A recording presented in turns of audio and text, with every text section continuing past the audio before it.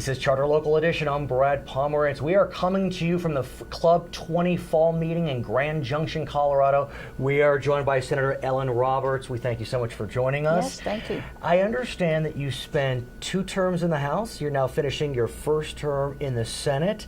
Different bodies, smaller membership. Give us a sense of the distinctions.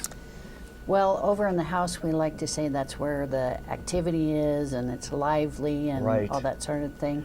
And we always made fun of the Senate, that they were just asleep and old. Of course. I have to say, after 4 years in the Senate, I like it. You do? Is it more deliberative because there are fewer, or what's your sense? A little bit more collegial, 35 people instead of 65. The first couple years, I was still a House member affiliated in my head.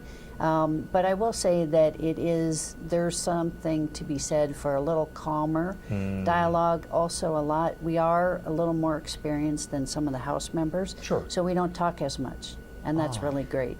Yeah, I over can in the imagine, House, everybody, they haven't heard themselves talk enough, and so you get all those people going to the microphone.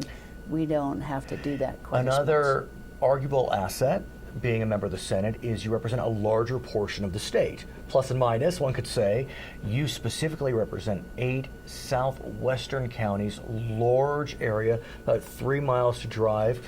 How is that for you? 3 hours. 3 hours to 3 miles. How is that for you?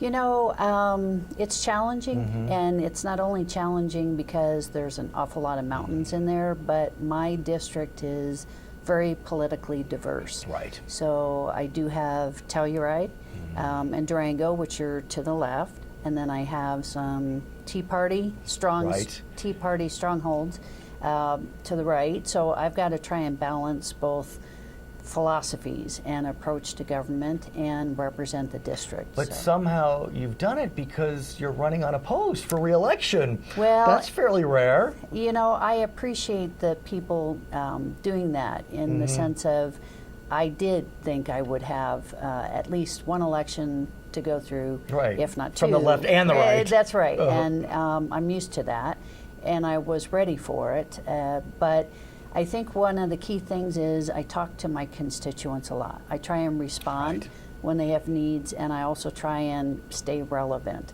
So I think that has really helped, and I tell people maybe you don't like me so much at first, but you got to get to know me, and I'll work for you. And I think that has... You're the people's representative. Well, I mean, literally. I take it serious. Right. Yeah. You recently, in the last few years, took a few trips that really inspire me, because it's one thing to represent the voices of your own people. You've decided to travel to Africa. You've been to 3 African nations: Algeria, South Africa, Mozambique. Presumably South Africa and Mozambique more similar, Algeria completely different, more of an Arab nation. Please tell me how those trips were. I can't even imagine what you learned and what you were able to impart. Those were fascinating, and that is one great thing about being a state legislator. It's not the pay, and it's not the, we don't get perks, but it does open doors to opportunities, and I believe strongly in the American representative democracy. And I feel there is a duty, really, no matter that my district is 8 counties in southwest Colorado, there's a duty to share that. We forget how lucky we are.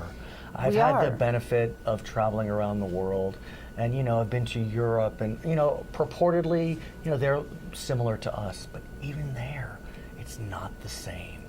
Well, and the challenge they have is in many of those systems, they're appointed by a party. They're not elected directly by the people.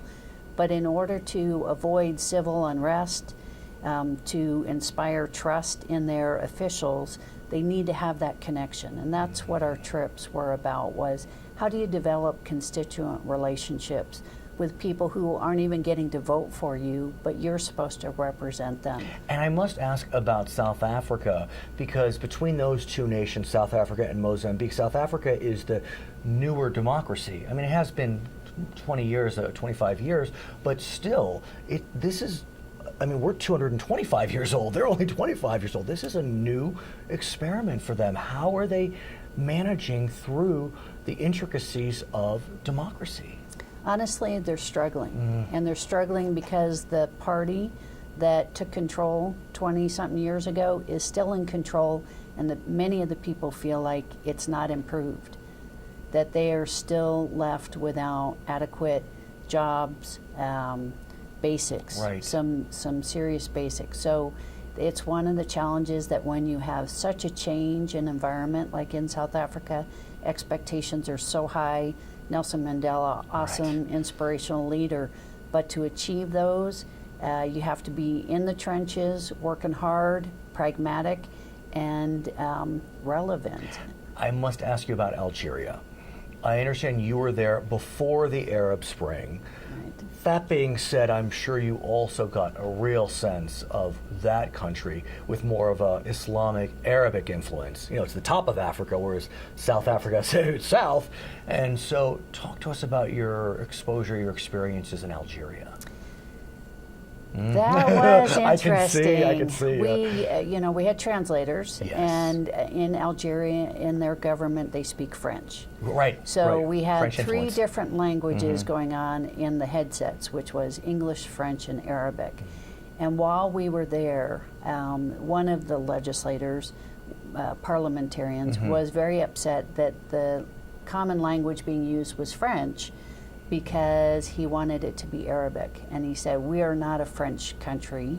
And that's true. Had been they a had colony, been, right? historically. And the business environment, political environment, they used the French language. But what was really obvious even then, just before the Arab Spring, was this deep unrest, very, very strong feelings, somewhat similar to what you can get from a Tea Party town hall. Oh, interesting. Where Right. people say, wait a minute, this isn't us.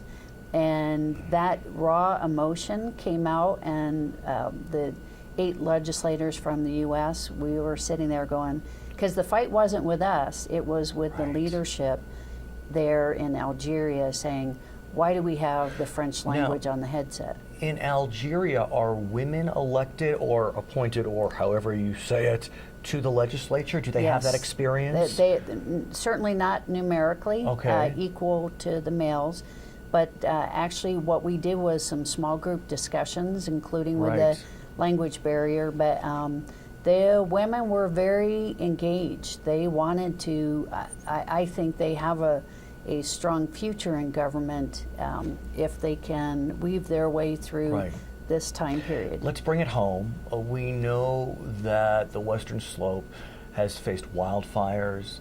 There's a general question about the health of our forests.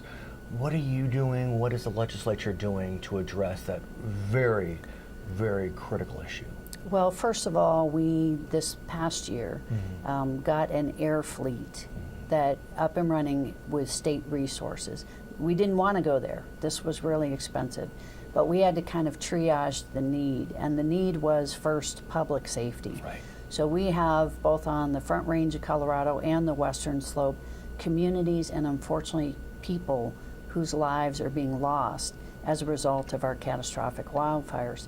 So to me, we had to triage it. First is, let's go for public safety, which is put the resources into fighting the fires, saving people's lives, protecting firefighters as they work to save our lives. We think of what happened in Arizona last exactly. year. Just Extremely traumatic. But then now we need to move to forest health. Right. And forest health is the real, if you do it right, you're not worried about wildfires because you've actively managed your forest.